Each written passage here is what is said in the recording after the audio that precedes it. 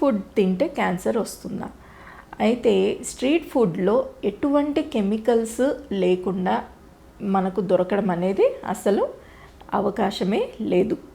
Street ఫుడ్లో ఎప్పుడు కూడాను ఏదో ఒక రకమైన కెమికల్స్, ఎస్పెషలీ ఈ చైనీస్ వాళ్ళు వేసే అజినోమోటో కానీ, లేకపోతే ఈ టేస్టింగ్ సాల్ట్ అనేసి ఉంటుంది. ఆ తర్వాత ఇంకా కొన్ని కెమికల్స్ అన్నీ వేస్తారు.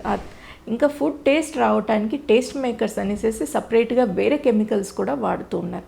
వీటన్నిటి వల్ల కూడా కొంత మనకు క్యాన్సర్ రిస్క్ అనేది ఖచ్చితంగా ఉంటుంది. తర్వాత ఈ స్ట్రీట్ ఫుడ్స్లో మనకు ఆయిల్ అనేది ఎక్కువగా మళ్ళీ రీయూజ్ చేస్తూ ఉంటారు. ఈ రీయూజ్ చేయటం వల్ల మనకు దాంట్లో ఆయిల్ అనేది ర్యాన్సిడ్ అయిపోతుంది. అంటే అది ఒక రకమైన చెడు పదార్థాలని, కెమికల్స్ని రిలీజ్ చేస్తూ ఉంటుంది. ఇవి తిన్నప్పుడు మనకు క్యాన్సర్స్ ఎక్కువగా వచ్చేదానికి అవకాశం ఉంటుంది.